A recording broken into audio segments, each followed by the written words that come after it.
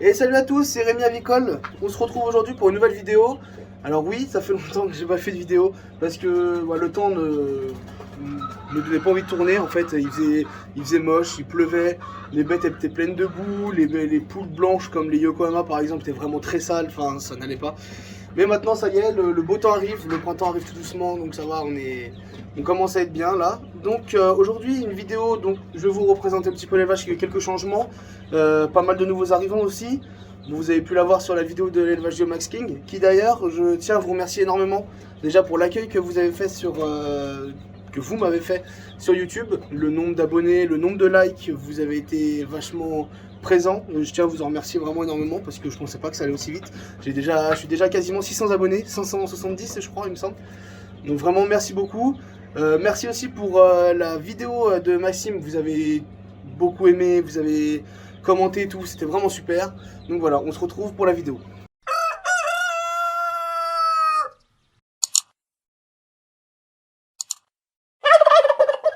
Alors on va commencer par les cailles, donc pas mal de nouvelles arrivants en caille. J'ai un petit peu craqué, j'ai pris plusieurs couleurs, j'avais vraiment envie de me lancer dans la caille, donc voilà j'ai un très beau couple de cailles blanches. Bon alors voilà, c'est une caille méchante, pourquoi je ne sais pas. Elle est vraiment, dès qu'on est là, voilà, elle m'attaque. Mais bon, elle a bien travaillé, elle a pondu quelques œufs. Bon, toutes les cailles se sont arrêtées de pondre, il recommence à pondre là, à peine j'ai ramassé un œuf hier. Donc voilà, donc alors là c'est un couple de cailles blanches unies, qui sont vraiment toutes blanches, vous voyez. Voilà, bon, ça alerte tout le monde forcément. Bon, alors en dessous, on a un mâle céladon. Alors, si vous ne voyez pas ce que c'est que les céladons, alors c'est une espèce de caille qui fait des œufs bleus. Et là, j'ai réussi à me procurer un mâle céladon obscur.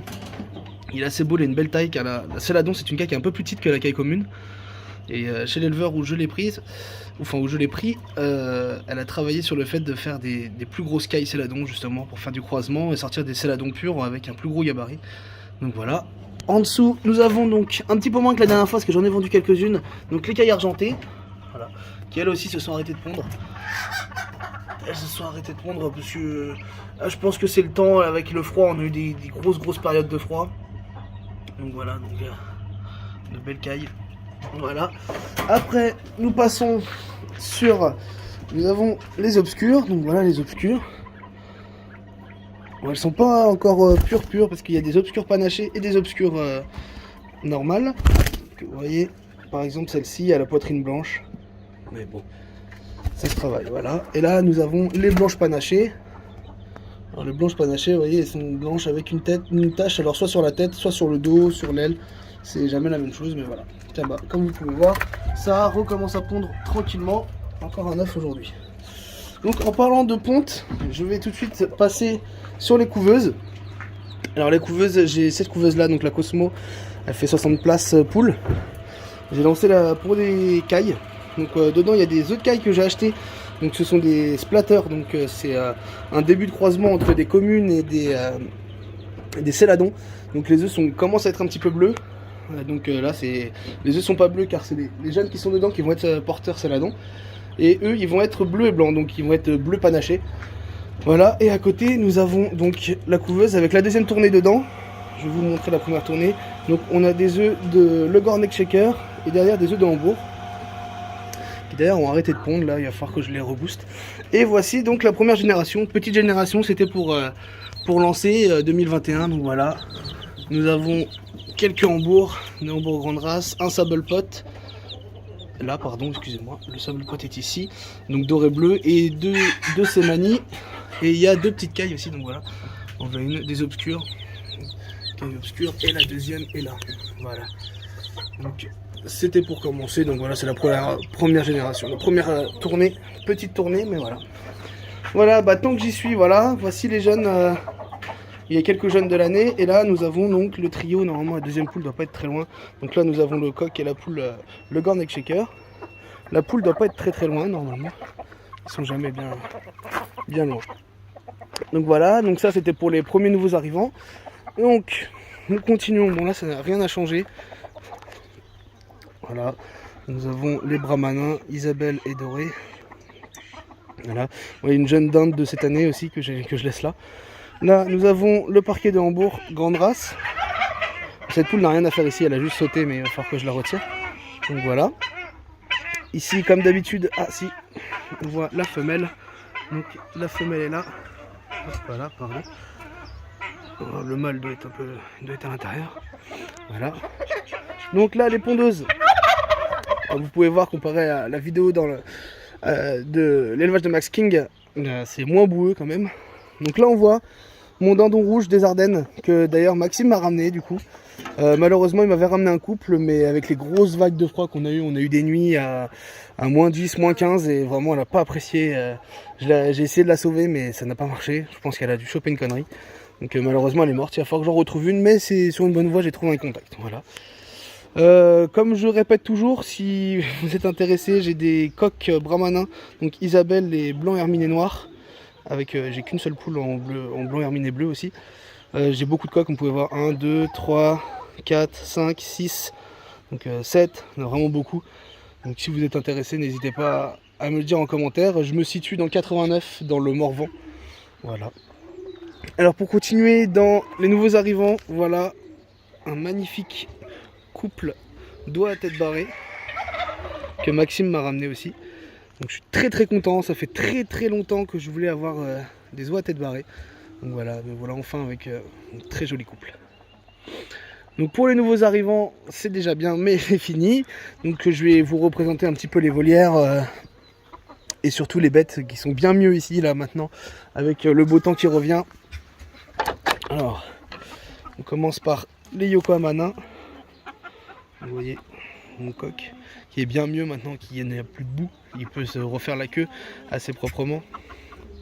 Voilà. Et j'ai mis mon couple de bouvreuils. Comme je vous avais dit, je devais reséparer tous mes pigeons parce qu'ils s'étaient croisés, tout ça, ça n'allait pas. Donc j'ai mis mon couple de bouvreuils ici. Voilà. À côté, donc, voilà. À côté, nous avons les Sémani.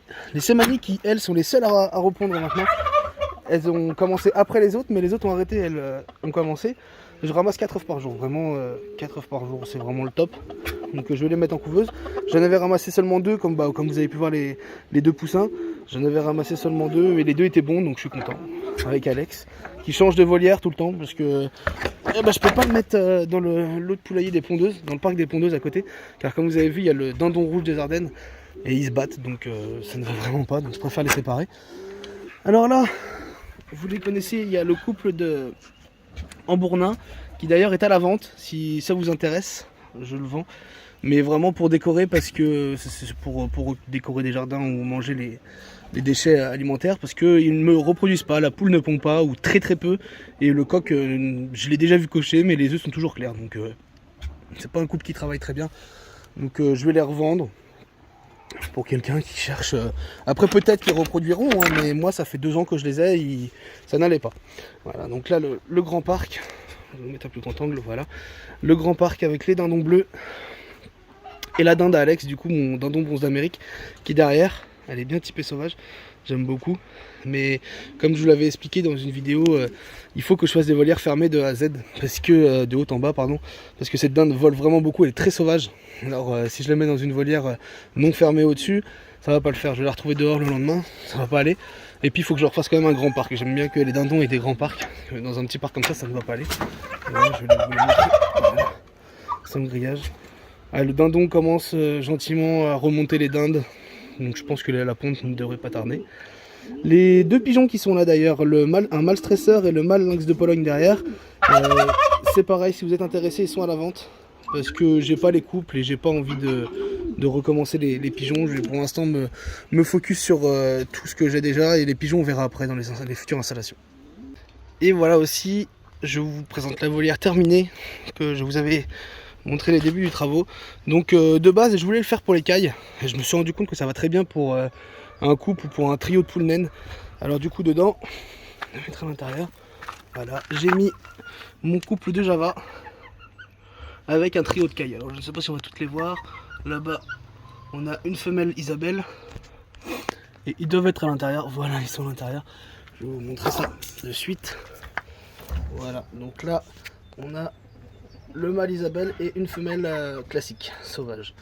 Donc voilà, ça convient très bien, ils n'ont pas de froid, ils n'ont pas de courant d'air, tout va très bien. Avec des tôles au-dessus, c'est impeccable, ça ne prend pas l'eau, c'est bien. Donc voilà, Alors en ce qui concerne les nouvelles installations aussi, donc j'ai fait ceci, j'ai fait une volière en dessous, donc ça se fait avec cette planche que je fais en glissant, voilà. C'est quand même bien mieux d'avoir une volière, comme ça je vous le conseille assez fortement d'avoir une volière intérieure. Quand par exemple vous avez des bêtes malades ou quoi, vous les mettez ici, ils sont au chaud, il n'y a pas de courant d'air. Vous pouvez bien mettre les produits qu'il faut dans les abreuvoirs, tout ce qu'il faut, voilà. Donc il y a là, et cette cage que je n'avais pas installée ici, donc pour les poussins. Ils vont très bien. Je vais en profiter pour vous montrer quelque chose qu'on voit pas tous les jours. Malheureusement, comme la Hambourg grande race est assez compliquée à trouver, la consanguinité va très vite chez les éleveurs car c'est souvent le même sang qui finit par tourner. Et à cause de la consanguinité, du coup, j'ai eu un problème avec un poussin. Donc, je vais vous le montrer, voilà. Alors, vous voyez, ce poussin a une aile normale, voilà. Et malheureusement, il n'a pas d'aile ici. Son aile gauche n'est pas là. Alors, je l'ai remarqué quand les premières plumes sont arrivées. Donc voilà, vous voyez, il lui manque une aile. Bon, je ne pense pas que ça va le déranger pour vivre. Si c'est une petite poule, je verrai pour la garder en tant que pondeuse. Mais bon, malheureusement, si c'est un coq, je verrai. Si quelqu'un veut l'accueillir, voilà. Mais sinon, il vivra de sa vieillesse, mais il ne travaillera pas. Au cas où, si ça dérange dans la reproduction, mais voilà. Petit sable pot. Ça pousse vraiment très vite, hein. Ils sont nés il y a un peu moins de 2 semaines, enfin il y a 2-3 semaines, pardon. Ça va vraiment très vite, hein. Ça pousse une allure folle. Voilà, j'en profite pour vous remontrer les quelques poules qui sont encore en liberté. Voilà. Là voilà, on voit le trio, donc il y a une poule, le coq, et la deuxième poule est là-bas. Le Gore Neck Shaker, avec un jeune coq Yokohama. Là, on a une jeune dinde qui est née il y a 5 mois, qui malheureusement, des œufs que j'ai achetés, devait sortir des ronquières jaspées. Donc pour ceux qui ne connaissent pas, ce sont des dindons blancs avec des rayures noires. Et visiblement, ce n'est pas du tout une ronquière, c'est une dinde, je ne sais pas ce que c'est. Donc bon voilà, tant pis, maintenant qu'elle est là, elle va vivre sa belle vie. Là-bas, nous avons le trio de Sable Pot. Avec le coq, on voit le coq là-bas. Malheureusement, j'ai une poule qui est malade. Il va falloir que je l'enferme. Je pensais que ça allait passer. Visiblement, ça ne passe pas. Comme vous pouvez voir, elle a des détresses respiratoires. Voilà, vous voyez. Donc j'ai tout ce qu'il faut. Je vais l'enfermer de suite après. Voilà. Donc là, on a encore 3 brahmas. Donc on a 2 poules et un coq. Voilà. 2 poules, un coq, une jeune Pékin PMA, Pérédon maillé argenté. Et là, nous avons 2 croisés qui malheureusement, ils sont là, maintenant qu'ils sont là, ils vont vivre ici. 2 coqs, ce sont des croisés Java Brahmanin. J'ai pas fait attention aux œufs, j'ai mis les œufs du parc des Brahmas tous en couveuse et malheureusement je suis tombé là-dessus. Quand ils sont nés, je me suis dit mince, c'est pas des Brahmas normaux, ils étaient vachement plus foncés, ils étaient tout bleus à la naissance. Et voilà qu'ils ont du doré qui est arrivé à la camaille, toute une camaille dorée, les ailes, les épaules dorées aussi, donc voilà, de jeunes coqs. Si ça vous intéresse, vous pouvez me le dire en commentaire. Et la dernière, dites-moi d'ailleurs ce que vous en pensez, si c'est une poule ou un coq. J'ai encore beaucoup de doutes. À chaque fois, tous les jours, je change d'avis. Un coup c'est un coq pour moi, un coup c'est une poule. Mais là, je pense vraiment que c'est une poule. La forme qu'elle prend, je pense que c'est une poule, quoi. Et voilà, c'est déjà la fin de la vidéo. Donc je tiens encore à vous remercier pour l'accueil que vous avez fait, comme je l'ai dit en début de vidéo, parce que je pensais vraiment pas que ça allait aussi vite. Voilà, et je vous dis à très vite pour une prochaine vidéo. Donc probablement sur les nouvelles découveuses, les prochaines générations de poussins qui vont arriver. Et aussi plusieurs feats. Et je vais probablement vous faire des vidéos sur le sujet des moutons. Car j'ai aussi des moutons, j'ai 3 brebis. Et j'ai 2 petits agneaux qui sont nés, je vous mettrai des photos à la fin. J'ai 2 petits agneaux qui sont nés là il y a 4 jours. Donc si ça vous intéresse, n'hésitez pas à me le dire en commentaire. Et je vous dis à la prochaine pour une prochaine vidéo.